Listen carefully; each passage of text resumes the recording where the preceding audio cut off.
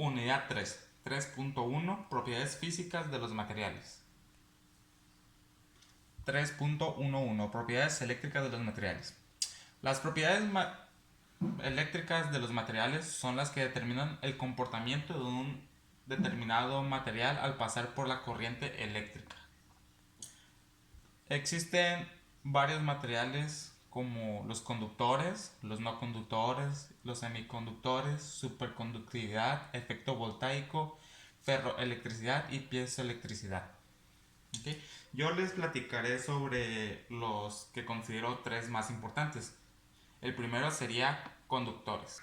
Los conductores básicamente los podemos ver cuando hay un material que está conduciendo electricidad y puede llegar de un punto hacia otro. Los que pueden ser conductores serían la plata, el cobre, el oro, el aluminio, el hierro y el acero. Y están subdivididos en los líquidos, que son las sales que generan iones positivos y negativos. De esa manera pues conduce electricidad. También están los sólidos. Los materiales con capacidad de conductividad son los que tienen bandas de valencia. Los no conductores pues puede ser la madera, el aire, el hule, la cerámica, que son los que no pueden conducir electricidad, no sirven para generar electricidad.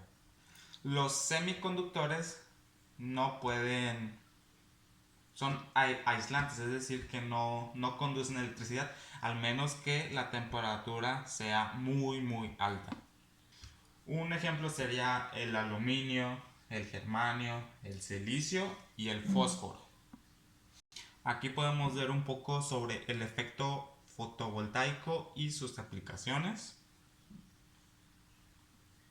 Y también un poco sobre lo que es la piezoelectricidad.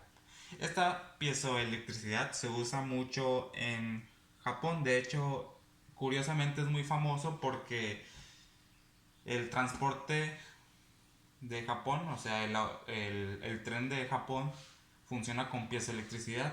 Quiere decir que la gente que camina sobre Japón hace que funcione el transporte de Japón. Ahora hablaremos sobre el 3.12 Propiedades mecánicas de los materiales. Las propiedades mecánicas de los materiales son las características que permiten diferenciar un material de otro. También hay que tener en cuenta el comportamiento que puede tener un material en los diferentes procesos de mecanización que pueda tener. Ok, la tracción. La tracción básicamente es qué tanto puede soportar un material ante una fuerza. Un ejemplo claro sería cuando agarramos un lápiz y queremos romperlo. Tiene un límite que puede soportar de fuerza hasta que se rompe el lápiz. Ok, la compresión. La compresión es cuando vas a aplastar un objeto y esto provoca que pues se aplaste. Eso sería la compresión. Un ejemplo sería cuando hay una lata de soda o de cerveza y la quieres aplastar.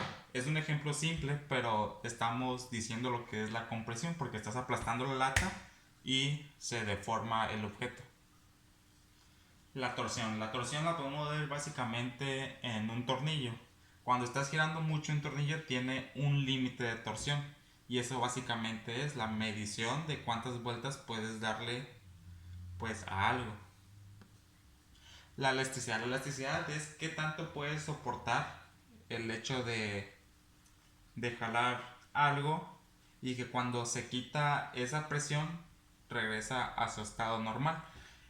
Ahí, como podemos ver en las imágenes, están unos globos. Cuando los inflas pues tienen una elasticidad máxima, pero ¿qué pasa cuando le quitamos el aire? Pues vuelve a la normalidad del globo. También lo podemos ver en ligas que los podemos hacer grandes, pero cuando los soltamos regresan a su estado normal y también tienen un límite. La plasticidad. La plasticidad básicamente la podemos ver fácilmente en un ejemplo como es la plastilina, que lo puedes deformar cuantas veces quieras y puede regresar a su estado normal o puede hacer diferentes figuras. La tenacidad. La tenacidad básicamente es la resistencia hacia una fuerza. Fragilidad. La fragilidad la podemos ver en un cristal que cuando con una mínima fuerza puede hacer que se rompa. Otro ejemplo sería el diamante. El diamante es el objeto más duro que pueda haber. Sin embargo, es muy frágil. Si lo dejas caer, se va a romper. Pero si el diamante lo aplicamos a una fuerza, puede durar mucho. Es el objeto más fuerte del mundo. Ahora vamos a hablar de la 3.1.3, propiedades térmicas. Aquí tenemos lo que es la conductividad térmica. Esto significa cuando transfieres el calor de un cuerpo a otro. Esto básicamente lo podemos ver en los cuerpos humanos. Cuando hay un objeto frío y tú lo abrazas, digamos que tienes a una novia que pues tiene mucho frío, hace mucho frío, y pues tú has estado abrigado o has estado dentro de casa y estás caliente. Al momento de abrazarlo, tú le transfieres el calor a ese cuerpo. Las posibilidades es cuando tú derrites algo. Básicamente como por ejemplo, no sé, la mantequilla. La mantequilla cuando la pones en un sartén llega un punto en el que se está haciendo líquido. De ser un sólido se convierte a líquido cuando se usa el calor. Ok, resistencia al choque térmico. Este también lo podemos ver mucho en los humanos.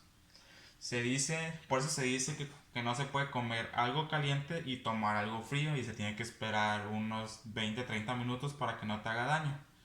¿Esto por qué? Porque al momento de ingerir algo caliente y después algo frío, pues a lo mejor no puedes soportar el cuerpo o los dientes. A eso se refiere a una resistencia del choque térmico, que no puedes tomar o usar algo frío y luego algo caliente.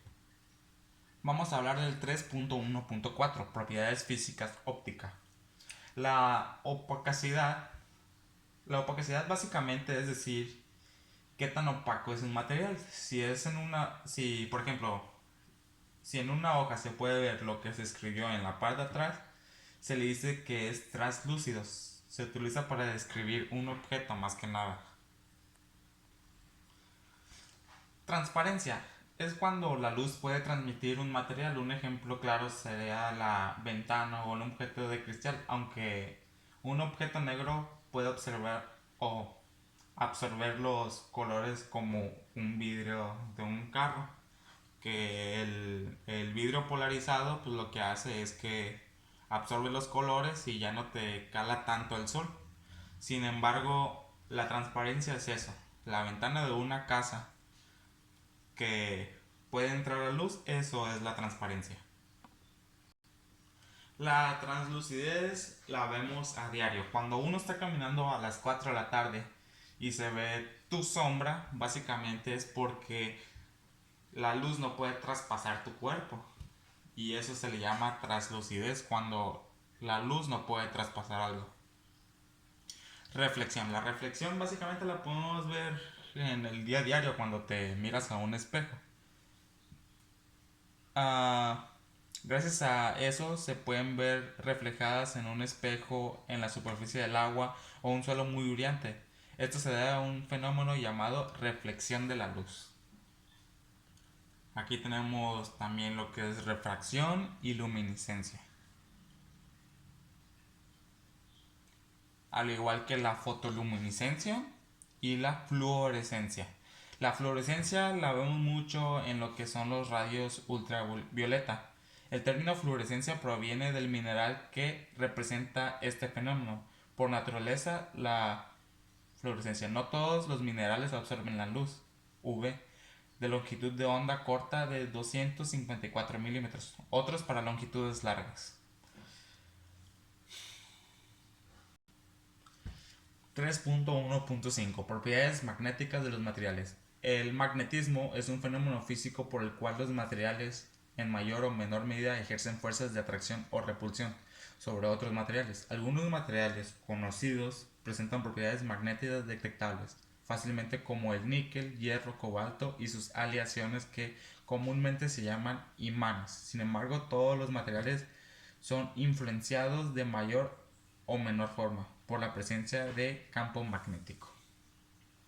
Aquí, como se puede ver en el video, existen materiales paragméticos. Esta propiedad existe en átomos que poseen una estructura electrónica no equilibrada. Están los materiales ferromagnéticos. Estos elementos poseen capas de incompletas y además tienen alineado su spin con átomos adyacentes. Sin un B externo aplicado, esto ocurre un volumen de cuenta de magnitud que se llama dominio. Vamos a hablar de la 3.2 químicas. Uno de los factores que limitan de forma notable la vida de un material es la alteración química que puede experimentar en procesos de oxidación y corrosión. La oxidación, básicamente la oxidación es algo que causa el fenómeno de el aire, el oxígeno. Un ejemplo sería el cambio de color de una fruta al ser expuesta durante un tiempo al aire libre, o un clavo que comenzó a cambiar de color y de textura. Eso lo genera la oxidación. A diferencia de la oxidación, tenemos la corrosión. Esto sucede en lugares húmedos. Esto lo provoca pues el ambiente húmedo, el agua, o en presencia de otras sustancias agresivas que se denomina corrosión. Propiedades químicas de los metales. Los metales se oxidan a la temperatura más o menos elevada en el oxígeno o en el aire seco. Estos materiales tienen de 0 a 3 electrones y se encuentran en el grupo de alcalinos, alcalinoterrios y terrios. Aquí tenemos la 3.3 ecológicas. Llamamos propiedades ecológicas aquellas relacionadas con el impacto que producen los materiales en el medio ambiente, tanto en su fabricación durante su ciclo de vida y cuando dejan de ser útiles. Aquí tenemos la reciclabilidad. Esta es cuando creamos un objeto que ya no sirve en uno nuevo. Aquí tenemos el ejemplo de que podemos reciclar el papel y el cartón. También podemos reciclar lo que son frutas, verduras, que son los orgánicos. Está las botellas y plásticos que también se pueden reciclar y otros en general. Sin embargo, todos tienen un proceso diferente para reciclar, ya que unos pueden ser más tóxicos o contaminantes o peligrosos, pero finalmente se pueden reciclar. Reutilizar es cuando un producto lo volvemos a utilizar. Por ejemplo, si tienes un bebé y ya no le queda esa ropa y a los 3 años vuelves a tener otro bebé y puedes utilizar la misma ropa que usó el otro bebé, básicamente si lo usas estuvieses reutilizando.